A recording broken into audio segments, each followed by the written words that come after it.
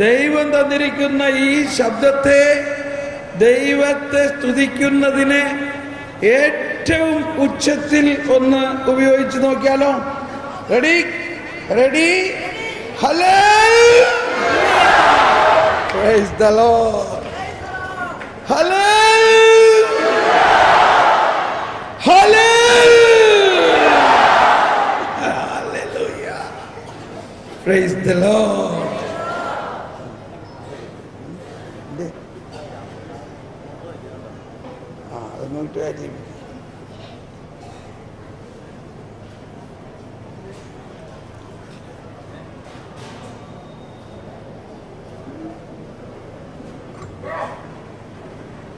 ഇപ്പൊ അത് നേരെ സെന്ററിൽ വരും, ഇങ്ങോട്ട് നീങ്ങണം. ഇവിടെ നിൽക്കുമ്പോൾ ശരിയാവും.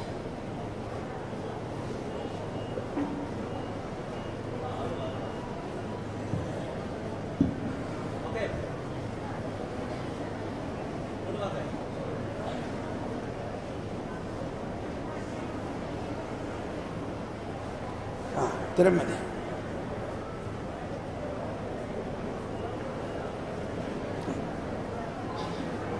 Praise the Lord. അതെ,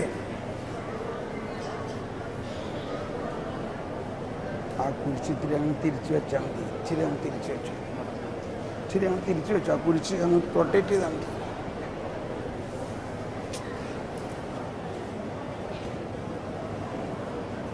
That's it. Praise the Lord. ഇതൊന്ന് വലിച്ചിട്ട് ഇതെന്താ അവിടെ? നമ്മൾ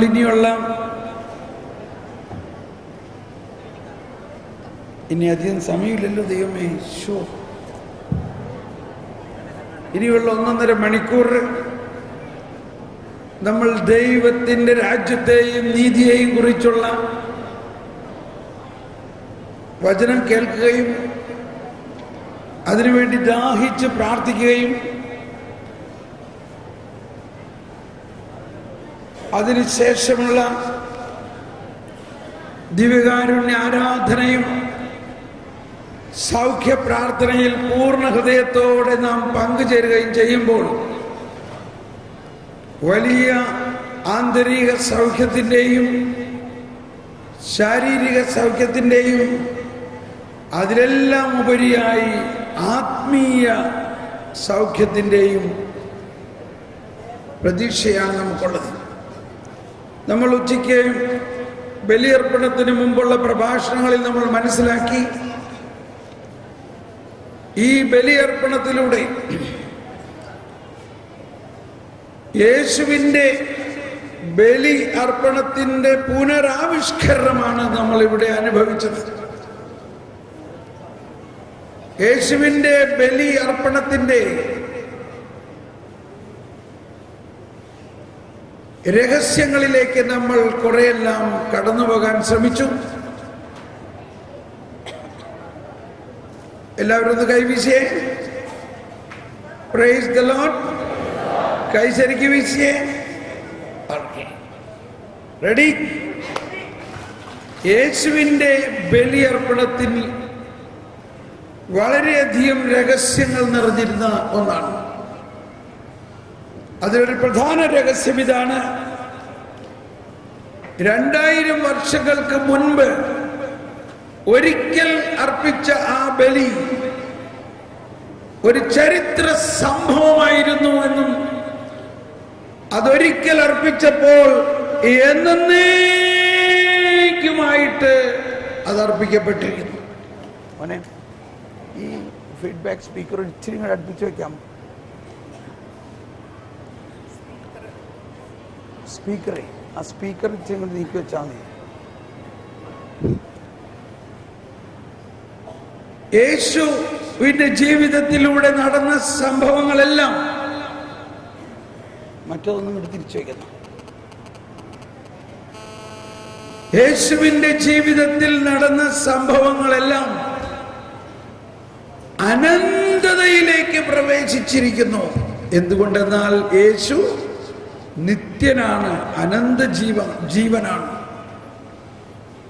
ചരിത്ര സംഭവങ്ങൾ പ്രപഞ്ചത്തിൽ വലിയ സംഭവങ്ങൾ നടന്നിട്ടുണ്ടെങ്കിലും മറ്റെല്ലാ സംഭവങ്ങളും നടന്നപ്പോൾ തന്നെ അത് ആ ചരിത്രത്തിൻ്റെ ഏടുകളിലേക്ക് മറഞ്ഞു കഴിഞ്ഞു. എന്നാൽ യേശു സംഭവം അതുപോലെ ചരിത്രത്തിൻ്റെ ഏടുകളിൽ മറഞ്ഞു പോകുന്ന ഒന്നല്ല, മറിച്ച് ചരിത്രത്തിൽ നിന്നും നടന്ന ആ കാലഘട്ടത്തിൽ നിന്നും അത് അനന്തതയിലേക്ക് പോയി കഴിഞ്ഞ ഒരു സംഭവമാണ്. മനസ്സിലാവുന്നുണ്ടോ? കാരണം യേശു ഇന്നലെയും ഇന്നും എന്നും ഒരാൾ തന്നെയാണ്. യേശു ദൈവമാണ്, നിത്യജീവനാണ് യേശു. അതുകൊണ്ട് യേശുവിൻ്റെ വചനങ്ങൾ നിത്യം ജീവിക്കുന്നതാണ്. നമ്മൾ ഇന്ന് കേട്ട വചനം, ഇന്ന് വിശുദ്ധ കുർബാനയിൽ നമ്മൾ കേട്ട വചനങ്ങൾ 2000 വർഷങ്ങൾക്ക് മുമ്പ് യേശു പറഞ്ഞ വചനമായിരുന്നുവെങ്കിലും അത് അന്നും ഇന്നും എന്നും നിത്യമായിട്ട് ഒരേപോലെ തന്നെയാണ്. അന്ന് പറഞ്ഞ പോലെയാണ് ഇന്ന് നമ്മൾ കേൾക്കുന്നത്. അതുകൊണ്ടാണ് യോഹന്നാന്റെ സുവിശേഷത്തിൽ യേശു പറഞ്ഞു, മത്തായി യോഹന്നാൻ 6:63 പറയുന്നത്, എന്റെ വചനം ആത്മാവും ജീവനുമാകുന്നു എന്ന് പറഞ്ഞ എല്ലാവരും കരമുയർത്തി. എന്റെ വചനം ആത്മാവും ജീവനുമാകുന്നു. എവിടെയെല്ലാം ദൈവം ജീവൻ എന്ന് പറയുന്നുണ്ടോ, എവിടെയെല്ലാം ദൈവം യേശു ബൈബിളിൽ ജീവൻ എന്ന് പറയുന്നുണ്ടോ, അത് ദൈവത്തിന്റെ കാഴ്ചപ്പാടിലാണ് പറയുന്നത്. അത് ദൈവത്തിന്റെ നിത്യതയുള്ള ജീവനെ കുറിച്ചാണ്, അനന്ത ജീവനെ കുറിച്ചാണ് പറയുന്നതെല്ലാം. അപ്പോൾ ഒരിക്കൽ നടന്ന ആ രക്ഷാകര സംഭവം, അതൊരിക്കൽ നടന്നത് എന്നേക്കുമായിട്ടാണ് നടന്നത് എന്ന് വിശ്വസിക്കുന്നുവോ?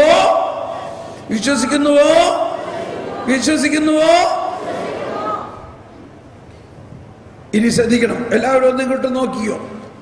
അങ്ങനെ 2000 വർഷങ്ങൾക്ക് മുമ്പ് നടന്ന ആ സംഭവം നിത്യതയിലേക്ക് കടന്നുപോയപ്പോൾ ആ നിത്യതയിലേക്ക് നടത്തിയ പരിശുദ്ധാത്മാവ് തന്നെ സഭയിൽ പ്രവർത്തിക്കുന്നു, ഈ കൂദാശയിൽ പ്രവർത്തിക്കുന്നു, നമ്മുടെ ഹൃദയത്തിൽ പ്രവർത്തിക്കുന്നു. Praise the Lord. ഈ നിത്യതയിലേക്ക് കടന്നുപോയ ആ യേശു സംഭവം അന്ന് ജീവിച്ചിരുന്നവർക്ക് വേണ്ടി മാത്രമല്ല, ഇന്ന് ജീവിക്കുന്ന നമുക്കും നാളെ ജീവിക്കാനിരിക്കുന്നവർക്കും കൂടി വേണ്ടിയല്ലേ സംഭവിച്ചത്? മനസ്സിലായോ? ആ യേശു സംഭവം അന്ന് ജീവിച്ചിരുന്ന ആളുകൾക്ക് വേണ്ടി മാത്രമാണോ? ഇന്ന് ജീവിക്കുന്ന നമുക്ക് വേണ്ടിയും ഇനി യുഗാന്ത്യം വരെ ജീവിക്കാനിരിക്കുന്നവരുടെയും പാപമാണ് യേശു ഏറ്റെടുത്തത്. ആ പാപത്തിന് പരിഹാരമാണ് യേശു കുരിശിൽ ചെയ്തത്.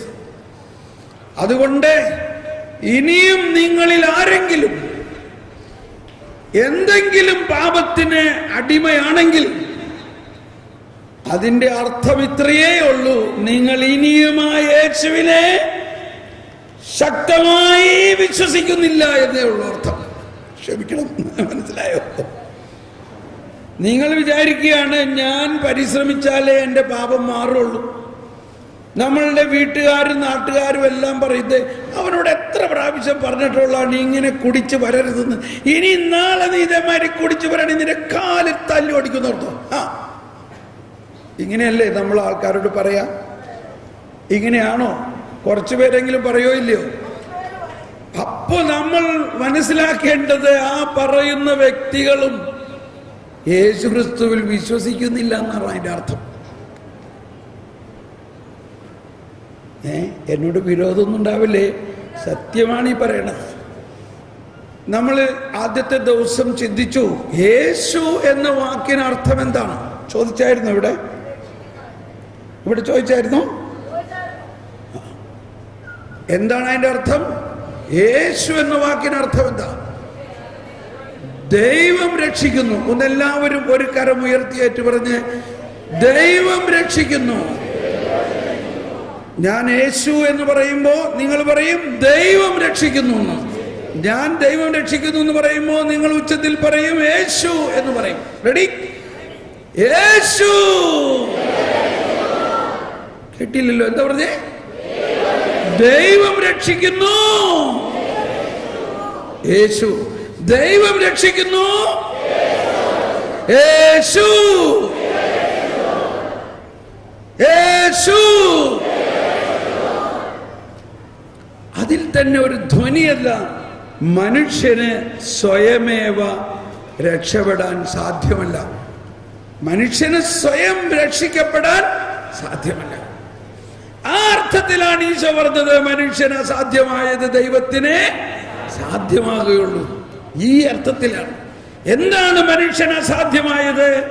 മനുഷ്യന് അസാധ്യമായത് അവന്റെ തന്നെ പാപത്തിൽ നിന്നും, അവന്റെ തന്നെ ബലഹീനതകളിൽ നിന്നും, അവന്റെ തന്നെ ദുസ്വഭാവത്തിൽ നിന്നും അവന് സ്വയം വിമോചനം കിട്ടുക അവന് സാധ്യമല്ല.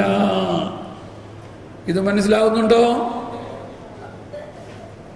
അപ്പോൾ നമ്മൾ മറ്റുള്ളവരോട് പറയുമ്പോഴും നമ്മുടെ വിശ്വാസം പ്രഘോഷിക്കുകയാണ് ചെയ്യേണ്ടത്. നമ്മുടെ വിശ്വാസം എന്താണ്? യേശുക്രിസ്തു നമ്മുടെ പാപങ്ങൾക്ക് പരിഹാരം ചെയ്തത് വഴി നമുക്ക് രക്ഷ കിട്ടിയിരിക്കുന്നു. നമ്മൾ സ്വന്തമായി സ്വശക്തിയിലൂടെ, സ്വന്തം അധ്വാനത്തിലൂടെ നമ്മുടെ പാപങ്ങളിൽ നിന്നും ഒഴിവാകാൻ ശ്രമിക്കുന്നതിനെയാണ് ഫരിസേയ സ്വഭാവം എന്ന് പറയുന്നത്. ഫരിസേയരുടെ നീതിയും ദൈവരാജ്യത്തിന്റെ നീതിയും തമ്മിലുള്ള വ്യത്യാസം ഇതായിരുന്നു. ശ്രദ്ധിക്കണം എല്ലാവരും. ഉച്ച കഴിഞ്ഞിട്ടുള്ള നേരമാണ്. നല്ല ബിരിയാണി എല്ലാം തിന്ന് സുഖമായിട്ടിരിക്കുന്ന സമയം. ഇതിലും നല്ല എപ്പോഴാണ് ഉറങ്ങാനുള്ള സമയം? അതുകൊണ്ടാണ് എല്ലാവരും ഒന്ന് കൈവീശിയ, ഒന്നുകൂടി ഒന്ന് കൈവീശിയേ, ഒരു ബിരിയാണി കൈവീശിയേ. കണ്ടോ, ബിരിയാണി കഴിച്ച് സുഖമായിട്ട് ഉറങ്ങാൻ വേണ്ടിയാണെങ്കിൽ ഈ കൺവെൻഷനിൽ ആരെ ഇങ്ങനെ ബിരിയാണി കൊടുത്തേ? എൻ്റെ ദൈവമേ, സാധാരണ കഞ്ഞിയും പയറും പഴമൊക്കെ കൊടുക്കുന്ന സ്ഥാനത്ത് ബിരിയാണി കൊടുത്താൽ പിന്നെ കൺവെൻഷൻ നടക്കുമോ? ഇതിനെക്കുറിച്ചൊന്ന് ചിന്തിക്കേണ്ടിയിരിക്കണം.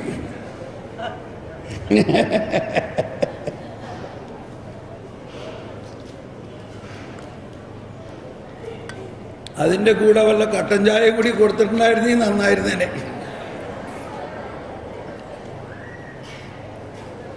ഒറ്റെണ്ണത്തിനെ ഉറക്കരുത് കേട്ടോ. അടുത്തിരിക്കണവരൊന്ന് തോണ്ടിക്കൊണ്ടിരുന്നോ, കുത്തിക്കൊണ്ടിരുന്നോ വെള്ളം, ഒരു കുഴപ്പമില്ല. ഇത് പരസ്നേഹത്തിന് വിരുദ്ധമല്ല കേട്ടോ. ബിരിയാണി കഴിച്ചിരുന്ന് ഉറങ്ങുന്ന ആളുടെ പക്കനിട്ടൊരു കുത്ത് കൊടുത്തുകൊണ്ടിരുന്നോ? ഇപ്പൊ പറയാൻ പോണ കാര്യം വളരെ പ്രത്യേകം മനസ്സിലാക്കേണ്ട ഒരു കാര്യമാണ്. നമ്മളെല്ലാവരും ആരെങ്കിലും തെറ്റ് ചെയ്യണ കണ്ടാൽ അവനെ കുറ്റം പറയും. അതായിരുന്നു പഴയ നിയമം. അതാണ് ഫരിസേയർ ചെയ്തുകൊണ്ടിരുന്നത്. അവൻ തെറ്റ് ചെയ്യണം, അവനെ പിടിക്കും, അവനെ കണ്ടുപിടിക്കും, അതിനെ ഗവേഷണം നടത്ത്, എന്നിട്ട് അവനെ കല്ലുകൊണ്ട് എറിയുക. നമ്മൾ കല്ലൊന്നും എറിഞ്ഞില്ലെങ്കിലും വായല നാക്കുകൊണ്ടൊന്ന് എറിയോ? വായല നാക്കുകൊണ്ട് അവനോട് പറയോ? എന്നാൽ യേശു വന്നിട്ട് യേശുവിനെ കുറിച്ച് നമ്മൾ ആരും കേൾക്കാത്ത ഒരു പ്രവാചക വചനം ഞാൻ കേൾപ്പിച്ചു തരാം. എനിക്ക് തോന്നണില്ല ആരും ഇതധികം പറഞ്ഞു കേട്ടതായിട്ട്. യേശയ്യായുടെ പ്രവചനത്തിൽ, മറ്റേ ബൈബിളൊന്ന് എടുത്തവനെ മാത്യുസേ, മറ്റേ ബൈബിൾ എടുത്ത്. യേശയ്യ പ്രവചനത്തിൽ 42-ാം അധ്യായത്തിൽ 18-19 നോക്കിയേ. യേശയ്യ 42-ൽ കർത്താവിന്റെ ദാസൻ 1 എന്ന ഭാഗത്തിൽ 18-19 വചനങ്ങളിൽ കാണാം. അന്ധരേ കേൾക്കുവിൻ, അന്ധരേ നോക്കിക്കാണുവിൻ. എന്റെ ദാസനല്ലാതെ. എല്ലാവരും കരമുയർത്തി ശബ്ദമുയർത്തിയേറ്റ് പറഞ്ഞുകൊണ്ട് എന്റെ ദാസനല്ലാതെ ആരുണ്ട് കുരുടനായി?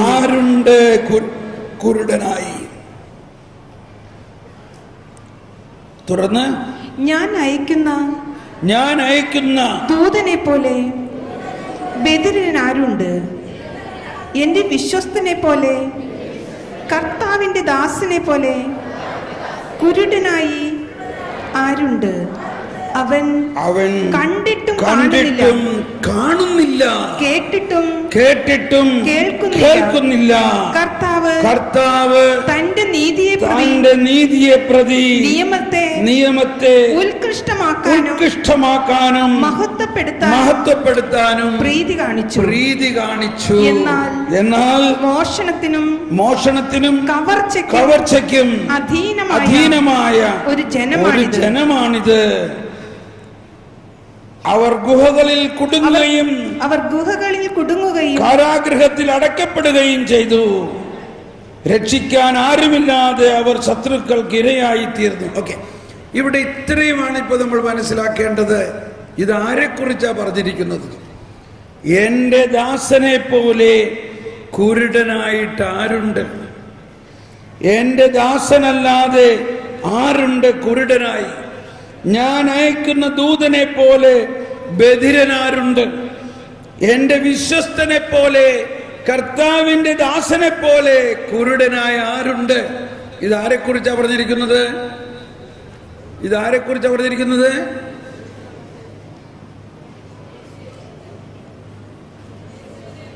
യേശുവിനെ കുറിച്ചാ പറഞ്ഞിരിക്കുന്നത്. അടാ, യേശു കുരുടനായിരുന്നു, യേശു ബധിരനായിരുന്നു. അപ്പൊ അതാണ് വിസ്മയനീയത എന്ന് പറയുന്നത്. സുവിശേഷത്തിൽ പറയുന്ന പല വാക്കുകളും നമ്മുടെ അക്ഷരാർത്ഥത്തിലല്ല മനസ്സിലാക്കേണ്ടത്. അത് പരിശുദ്ധാത്മാവ് എന്തർത്ഥമാണ് അതിന് ഉദ്ദേശിക്കുന്നത്. എന്റെ ദാസൻ എന്ന് യേശയ്യായിൽ പറയുന്നതെല്ലാം യേശുവിനെ കുറിച്ചാണ്. കർത്താവിന്റെ ദാസൻ എന്ന് പറയുന്നത് യേശുവിനെ കുറിച്ചാണ്. കർത്താവിന്റെ ദാസനായ യേശുവിനെ പോലെ കുരുടനായ ആരുണ്ട് എന്ന് പറയുന്നതിന്റെ അർത്ഥം എന്താണ്? അവൻ കണ്ടിട്ടും കാണുന്നില്ല, കേട്ടിട്ടും കേൾക്കുന്നില്ല. ഇതെന്തിനെ കുറിച്ചാ പറയുന്നത്? കർത്താവ് ഈശോ മിശിഹായുടെ പരസ്യ ജീവിത കാലഘട്ടത്തിൽ യേശു ആരുടെയെങ്കിലും പാപത്തെക്കുറിച്ച് അന്വേഷിച്ച് അതിനെ ശിക്ഷിക്കാനായിട്ട് നോക്കി നടന്നതായിട്ട് ഉണ്ടോ? യേശു മലയുടെ മുകളിൽ വന്നപ്പോൾ നിരവധി പാപികളും ചുങ്കക്കാരും വേശ്യകളും എല്ലാം യേശുവിന്റെ അടുത്ത് കൂടിയപ്പോൾ യേശു അവരവരുടെ പാപം കാണുന്നുണ്ടായിരുന്നില്ലേ? എന്നിട്ട് അത് വല്ലതും പറഞ്ഞോ? സമരിയാക്കാരിയുടെ വരെ സകല പാപവും യേശുവിന് അറിയായിരുന്നു. പക്ഷെ യേശു പറഞ്ഞു, നിന്റെ ഭർത്താവിനെ വിളിച്ചുകൊണ്ടുവരാനാ പറഞ്ഞു. അവളെ വല്ലതും പറഞ്ഞ് കുറ്റപ്പെടുത്തിയോ? ഇതെല്ലാം പറയുമ്പോ അത് കർത്താവ് കണ്ണടച്ചു കളഞ്ഞു എന്നല്ല വിചാരിക്കേണ്ടത്. കർത്താവ് കണ്ണടച്ചു, അവൻ നമ്മുടെ പാപങ്ങൾ കണ്ടില്ല എന്ന് പറയുന്നതിന്റെ അർത്ഥം അത്രയ്ക്ക് കരുണാനിധിയും ദയാലുവും ദൈവത്തിന്റെ നീതി കൊണ്ട് നിറഞ്ഞവനുമായിരുന്നു. ദൈവത്തിന്റെ നീതി എന്ന് പറയുന്നത് പാപിയെ സ്നേഹിക്കുകയും പാപിക്ക് വേണ്ടി തന്റെ ജീവൻ കൊടുത്ത് അവനെ പാപത്തിന്റെ നീർക്കയത്തിൽ നിന്നും കുഴിയിൽ നിന്നും പൊക്കിയെടുക്കുകയും ചെയ്തുകൊണ്ട് കാണാതെ പോയ ആ ഒരാടിനെ അന്വേഷിച്ചുകൊണ്ട് 99 മരുഭൂമിയിൽ വിട്ടിട്ട് കാണാതെ പോയ ആടിനെ അന്വേഷിച്ച് ആ കുഴിയിൽ കിടന്ന് അതിൽ നിന്നും അവനെ പൊക്കിയെടുത്ത് തോളിലേറ്റിക്കൊണ്ട് മാറോട് ചേർത്തുകൊണ്ട് സ്നേഹിച്ചുകൊണ്ട് കൊണ്ടുവരുന്നതാണ് ദൈവത്തിന്റെ നീതി. മനുഷ്യൻ ചെയ്ത പാപങ്ങൾക്ക് പരിഹാരം ചെയ്യാനാണ് യേശു വന്നിരിക്കുന്നത്. അതുകൊണ്ട് ആ പരിഹാരം ചെയ്യുന്നത് വരെ മനുഷ്യർ എന്ത് ചെയ്താലും അത് കണ്ടിട്ട് എന്താ പ്രയോജനം? അത് കേട്ടിട്ട് എന്താ പ്രയോജനം? കാരണം മനുഷ്യന് സ്വന്തം ശക്തിയിലൂടെ ഈ പാപത്തിന് പരിഹാരം ചെയ്യുക സാധ്യമല്ല. അതാണ് മനുഷ്യന് അസാധ്യമായത്. ആരിലൂടെ സാധ്യമാണ്? യേശുവിലൂടെ മാത്രമേ സാധ്യമാവുകയുള്ളൂ. ഇത് നമ്മൾ വിശ്വസിക്കുകയും ഈ കണ്ണുകളിലൂടെ നമ്മുടെ സമൂഹത്തിലും നമ്മളിലുമുള്ള മറ്റ് വ്യക്തികളെ കാണാൻ ശ്രമിക്കണം. നമ്മുടെ സ്വഭാവം തിന്മ ചെയ്യുന്നവനെ ഉടനെ കണ്ടുപിടിക്കണം. അവനെ പിടിച്ചു കൊണ്ടുവന്ന് 2 അടി അടിച്ചില്ലെങ്കിൽ നമുക്കൊരു സമാധാനമില്ല. ഇത് ദൈവനീതിയല്ല, അത് മനുഷ്യന്റെ നീതിയാണ്. അതുകൊണ്ടാണ് ഈശോ മലയിലെ പ്രസംഗത്തിൽ പറഞ്ഞത്, ദുഷ്ടനെ എതിർക്കരുത്. ദുഷ്ടനെ എതിർക്കാതിരുന്ന പിന്നെ ഭൂമി മുഴുവനും ദുഷ്ടത കൊണ്ട് നിറയില്ലേ? അപ്പൊ ദുഷ്ടനെ എതിർക്കരുത് എന്ന് ഈശോ പറഞ്ഞതിന്റെ അർത്ഥം, ദുഷ്ടനെ മനുഷ്യന്റെ ശക്തി കൊണ്ട് എതിർക്കരുത്, മറിച്ച്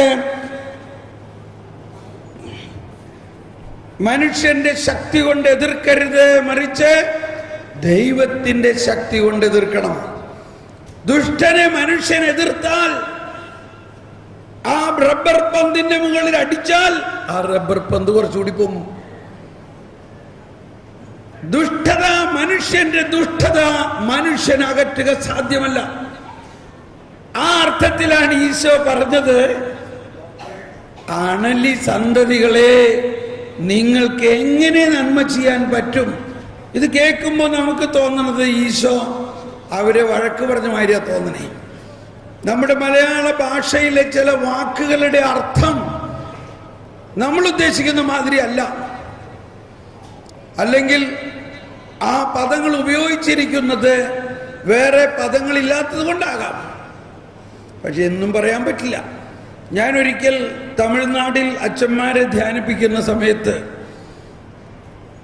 അന്നത്തെ വിശുദ്ധ കുർബാനയിൽ വായിച്ച വചനം കേട്ടപ്പോൾ ഞാൻ അമ്പരന്ന് പോയി. അണലി സന്തതികളെ എന്നുള്ള ആ മലയാള വാക്ക്, ബ്രൂഡ് ഓഫ് വൈപ്പേഴ്സ് എന്നുള്ള ഇംഗ്ലീഷ് വാക്ക് തമിഴിൽ കേട്ടത് ഇങ്ങനെയാണ്. എല്ലാവരും ഒന്ന് കൈവീശിയേ. ഓക്കെ, തമിഴിൽ കേട്ടത് ഇങ്ങനെയാണ്, അണലിപ്പാമ്പിൻ പൈതങ്ങളെ നിങ്ങൾ എപ്പടി നന്മ ചെയ്യ മുടിയും. കണ്ടോ, വ്യത്യാസം തോന്നുന്നുണ്ടോ? അക്ഷരമനുസരിച്ച് നോക്കുമ്പോൾ ശരിയാണില്ലേ, അണലി സന്തതികളെ. പക്ഷേ അങ്ങനെ നമ്മൾ പറയുമ്പോൾ അതെന്തോ കർത്താവ് അവരെ വഴക്ക് പറയണ മാതിരിയാ തോന്നണേ ഇല്ലേ? കാരണം നമ്മൾ ഈ വാക്കുകളൊക്കെ ആ അർത്ഥത്തിലാണ് ഉപയോഗിച്ചിട്ടുള്ളത് നമ്മുടെ ദൈനംദിന ജീവിതത്തിൽ. എന്നാൽ തമിഴ് ബൈബിൾ പറയുന്നത് ഇങ്ങനെയാ, അണലിപ്പാമ്പിൻ പൈതങ്ങളെ നിങ്ങൾ എപ്പിടി നന്മ ചെയ്യ മുടിയും എന്ന് പറഞ്ഞാൽ, പാമ്പ് കുഞ്ഞിന്റെ ഉള്ളിൽ വിഷം വന്നത് ഈ കുഞ്ഞു പാമ്പിന്റെ കുറ്റമാണോ? എന്തുകൊണ്ട് ഈ പാമ്പിൻ പൈതങ്ങളുടെ ഉള്ളിൽ വിഷം വന്നു? അത് തള്ളപ്പാമ്പിൽ നിന്നും വന്നതാണ് എന്ന് പറഞ്ഞാൽ ഈശോ പറയുന്നത്, നിങ്ങളിൽ ആദത്തിന്റെ പാപം മൂലമുണ്ടായ ആ ഉദ്ഭവപാപം നിലനിൽക്കെ നിങ്ങൾക്ക് എങ്ങനെ നന്മ ചെയ്യാൻ കഴിയും? നിങ്ങളുടെ ആ ഉദ്ഭവപാപത്തെ മാറ്റാൻ വേണ്ടിയാണ് കർത്താവ് ഈശോ മിശിഹ വന്നിരിക്കുന്നത്. ഈ രഹസ്യം ഓരോ വിശ്വാസിയും മനസ്സിലാക്കണം. നമ്മുടെ കുഞ്ഞു മക്കള് തന്നെ നമ്മള് ഇങ്ങോട്ട് വഴക്ക് പറയാൻ തുടങ്ങുമ്പോ, എടാ ഇവൻ ഇത്രയായെന്ന് പറഞ്ഞ് നമ്മൾ അവനിട്ട് 2 അങ്ങോട്ട് കൊടുക്കും.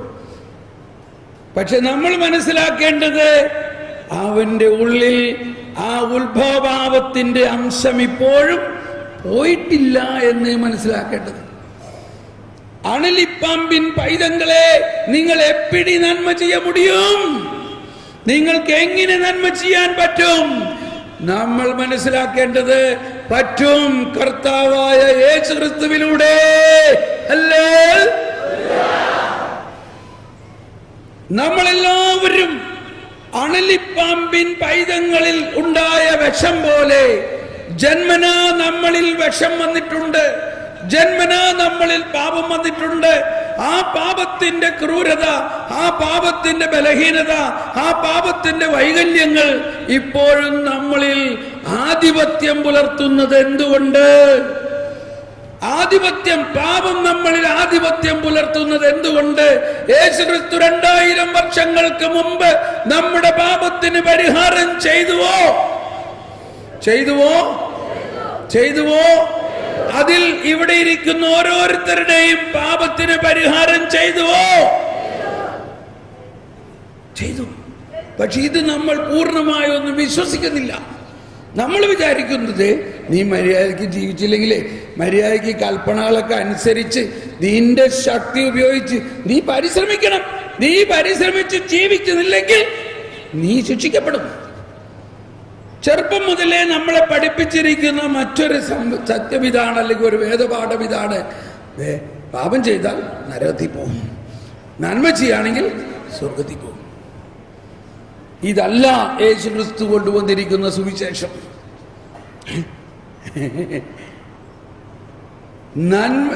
നിങ്ങളുടെ തിന്മ ഇതാ വരുന്നു വചനം. യേശയ്യ 1-ാം അധ്യായത്തിൽ ആദ്യത്തെ വചനം നമ്മൾ കേട്ടു. എന്താ ആദ്യത്തെ? യേശയ്യ 1-ാം അധ്യായത്തിലെ 1-2 വചനങ്ങൾ: ആകാശമേ കേൾക്ക, ഭൂമിയെ ചെവി തരിക, ഇതാണ് എന്റെ ജനം എന്നെ അറിയുന്നില്ല, കാളതന്റെ ഇടയവൻ, ഇതൊക്കെ അറിയാൻ നമ്മൾ കേട്ടു. പക്ഷെ അത് കഴിഞ്ഞിട്ട് 1-ാം അധ്യായത്തിൽ 18-ാമത്തെ വചനത്തിൽ പറയുകയാണ്: നിന്റെ പാപം കടും ചുവപ്പാണെങ്കിലും കർത്താവ് അരുളി ചെയ്യുന്നു, വരുവിൻ, നമുക്ക് രമ്യതപ്പെടാം. നിങ്ങളുടെ പാപങ്ങൾ കടും ചുവപ്പാണെങ്കിലും അവ മഞ്ഞുപോലെ വെണ്മയുള്ളതാവും. അവ രക്തവർണ്ണമെങ്കിലും കമ്പിളി പോലെ വെളുക്കും. ആരെ വെളുപ്പിക്കണേ? നമ്മുടെ ശക്തി കൊണ്ടാണോ? ദൈവത്തിന്റെ രക്ഷാകര പദ്ധതിയിലൂടെ കർത്താവിന്റെ ദാസനിതാ വരുന്നു. കർത്താവ് തന്റെ ദാസനെ അയച്ചുകൊണ്ട് ആ കർത്താവിന്റെ ദാസനായ കർത്താവ് ഈശോ മിശിഹ നമ്മുടെ പാപങ്ങൾക്ക് പരിഹാരം ചെയ്തുകൊണ്ട്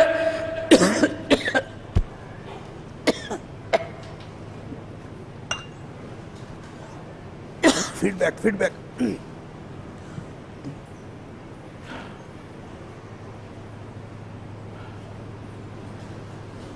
നിങ്ങൾ ഒരു നിമിഷം ഒന്ന് പ്രാർത്ഥിച്ച് എനിക്ക് വേണ്ടി. കർത്താവേ സ്തോത്രം.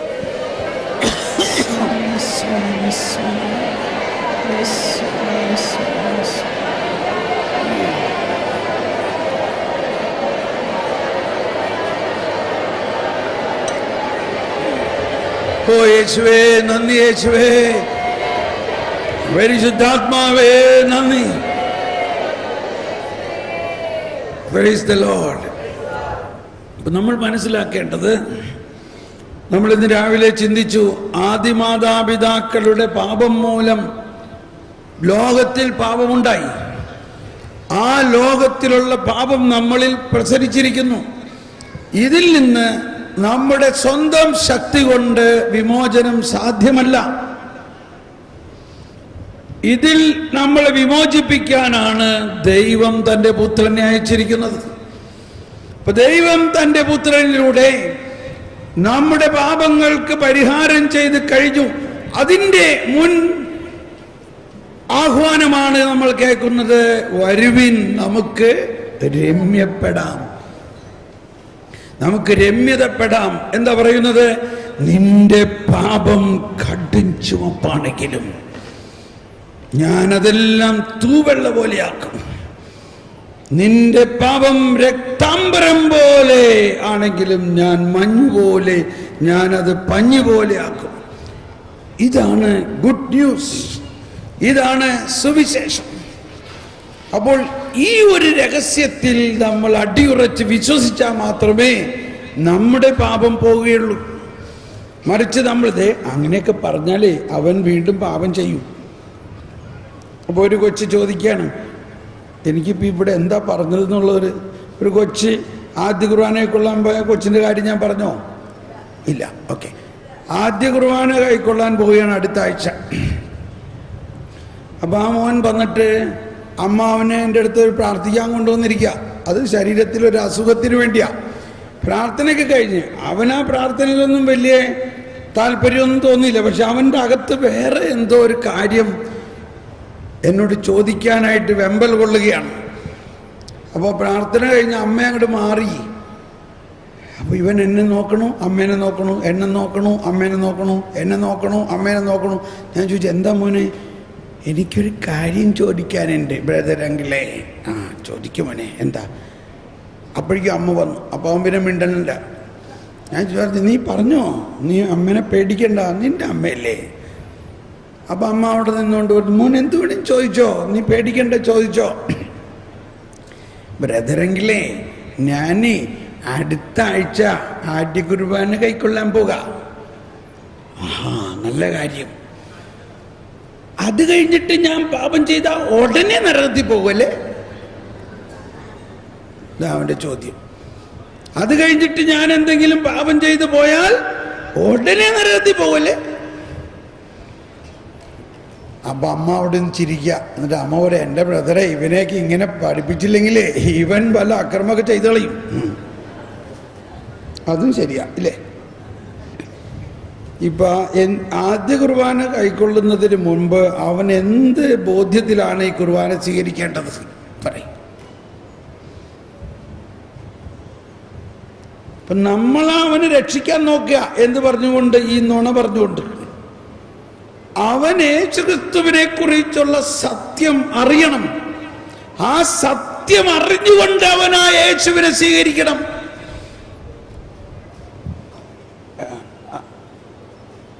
ഈ കുർബാനയിൽ എത്ര പ്രാവശ്യം പറയുന്നത്, ഞങ്ങൾ വിശ്വാസപൂർവം സ്വീകരിച്ച ഈ ദിവ്യരഹസ്യങ്ങൾ ഞങ്ങളുടെ ശിക്ഷാവിധിക്ക് ഹേതുവാകാതെ ഞങ്ങളുടെ പാപങ്ങളും കടങ്ങളും പുറത്ത് ഞങ്ങൾക്ക് പുതിയ ജീവൻ നൽകി സ്വർഗരാജ്യത്തിലും കർത്താവിൻ്റെ ഉയർപ്പിലും വരാനിരിക്കുന്ന ഇതെല്ലാം പറയണ നമ്മള് ഇതെല്ലാം അവൻ കേൾക്കുന്നുണ്ടെങ്കിൽ അവൻ ഇതിൻ്റെ ഒരു അർത്ഥം മനസ്സിലാവുന്നില്ല. അമ്മ പറയണ് പാപം ചെയ്ത ഉടനെ നരകത്തിൽ പോകുന്നു. ഇവിടെ കർത്താവ് ഈശോ പറയണു, നിന്റെ പാപം മുഴുവൻ ഞാൻ ഏറ്റെടുത്തു, നിനക്ക് ഇനി ഒരു ശിക്ഷാവിധി ഇല്ല, നിന്നെ നരകത്തിൽ കൊണ്ടുപോകാൻ ആർക്കും പറ്റില്ല, ഞാൻ നിന്നെ സ്വർഗത്തിൽ കൊണ്ടുപോകും. അപ്പം അടിസ്ഥാനപരമായിട്ട് നമ്മളുടെ വിശ്വാസത്തിൽ ഇങ്ങനൊരു മാനുഷികമായ ചില ബോധ്യങ്ങളിൽ കുടുങ്ങിക്കിടക്കുകയാണ്. നമ്മൾ ഉദ്ദേശിക്കുകയാണ് അവൻ ഇപ്പോഴേ തന്നെ ഇതൊക്കെ അറിഞ്ഞാൽ അവൻ ചിലപ്പോൾ വലിയ കൂടുതൽ പാപം ചെയ്യുന്നു. ഒരിക്കലുമില്ല. കാരണം അപ്പോൾ ഞാനിനി അവനോട് എന്ത് പറഞ്ഞു എന്നുള്ളതായിരിക്കും നിങ്ങൾ ചിന്തിക്കണത് അല്ലേ? ഞാൻ അവനോട് പറഞ്ഞു, മകനെ, അമ്മയുടെ മുമ്പിൽ വെച്ച് എന്നെ പറഞ്ഞു, ഇതിപ്പോൾ അമ്മ നിന്നോട് പറഞ്ഞത് നീ കൂടുതൽ തിന്മയൊന്നും ചെയ്യാതിരിക്കാൻ വേണ്ടിയാണ്. കുറച്ച് കഴിയുമ്പോൾ അമ്മ നിന്നെ മറ്റത് പറഞ്ഞ് മനസ്സിലാക്കും എന്ന് ഞാൻ പറഞ്ഞു. നീ സ്വീകരിക്കുന്ന കർത്താവ് ഈശോ മിശിഹ നിന്റെ ഉള്ളിൽ വന്നാൽ ആ ഈശോ ലോകത്തിൻ്റെ പ്രകാശമാണ്. ആ ഈശോ പരമപരിശുദ്ധനാണ്. ആ ഈശോയുടെ പരിശുദ്ധി നിന്നിലങ്ങ് വിരിഞ്ഞിട്ട് പിന്നെ നിനക്ക് അതിനു മുമ്പ് ചെയ്ത തിന്മ ഒന്നും ചെയ്യാൻ പറ്റില്ല. Praise the Lord. നിനക്ക് തിന്മ ചെയ്യാൻ പറ്റില്ല. നിന്റെ തിന്മകളെല്ലാം യേശുക്രിസ്തു ഏറ്റെടുക്കും. അവനൊരു സമാധാനമായി വാസ്തവത്തിൽ. എന്നിരുന്നാലും മനുഷ്യന്റെ ബലഹീനതകളിൽ എന്തെങ്കിലും ചെയ്തു പോയാൽ തന്നെയും കർത്താവിൻ്റെ അടുത്ത് മാപ്പ് പറഞ്ഞ് കുമ്പസാരിക്കുമ്പോൾ അത് പൂർണ്ണമായിട്ട് ശുദ്ധീകരിക്കപ്പെടും. അതുകൊണ്ട് നീ ഭയപ്പെടണ്ട. അപ്പൊ നമ്മൾ ഇനിയും നമ്മളിലുള്ള പാപം വിട്ടുപോകാത്തതിൻ്റെ ഒരു കാരണം ഇത്തരത്തിലുള്ള ആശയങ്ങൾ നമ്മളിൽ കിടക്കുന്നുണ്ടെങ്കിൽ നമ്മളിൽ നിന്ന് പാപം വിട്ടുപോകില്ല.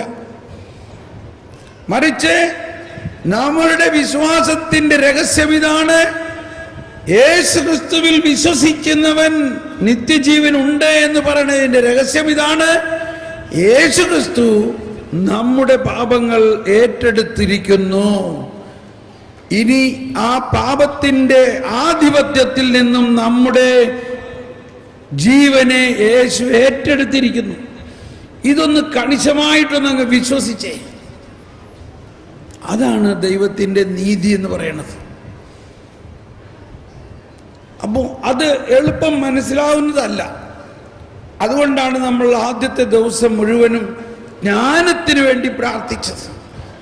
അപ്പൊ ആദ്യത്തെ 2 ദിവസങ്ങളിൽ വരാൻ വൈകിയവര് ഇത് മനസ്സിലാകണമെങ്കിൽ ജ്ഞാനത്തിന് വേണ്ടി പ്രാർത്ഥിക്കണം. അതുകൊണ്ടാണ് നമുക്ക് ജ്ഞാനസ്നാനം തന്നിരിക്കുന്നത്. ദൈവത്തിന്റെ ജ്ഞാനത്തിലൂടെയാണ് ഈ വെളിപാട് നമുക്ക് കിട്ടുന്നത്. പരിസയരും നിയമജ്ഞർക്കും ഈ ജ്ഞാനം ലഭ്യമല്ലായിരുന്നു. ഒരുപക്ഷെ അവർക്കത് വെളിപ്പെടുത്തി കൊടുത്തില്ലായിരിക്കാം, അല്ലെങ്കിൽ അവർ ആ ജ്ഞാനത്തിന് വേണ്ടി പ്രാർത്ഥിച്ചില്ലായിരിക്കാം. അതുകൊണ്ടാണ് ഈശോ തന്നെ പറഞ്ഞത്, ഫരിസേയരെ, നിയമജ്ഞരെ, നിങ്ങൾക്ക് ദുരിതം, നിങ്ങൾ വിജ്ഞാനത്തിന്റെ താക്കോൽ കയ്യിൽ കരസ്ഥമാക്കിയിരിക്കുന്നു എങ്കിലും നിങ്ങൾ ആരും ആ താക്കോൽ ഉപയോഗിച്ച് തുറക്കുന്നില്ല, നിങ്ങളോ അകത്ത് പ്രവേശിക്കുന്നില്ല, മറ്റുള്ളവരെ പ്രവേശിക്കാൻ നിങ്ങൾ അനുവദിക്കുന്നുമില്ല. അതിന്റെ അർത്ഥം ദൈവം തന്റെ ജ്ഞാനത്തിലൂടെ നൽകുന്ന ഈ രക്ഷ നിയമമെല്ലാം പഠിച്ചിട്ടും ഇതിനെക്കുറിച്ച് നിങ്ങൾക്ക് മനസ്സിലാക്കാൻ പറ്റുന്നില്ല.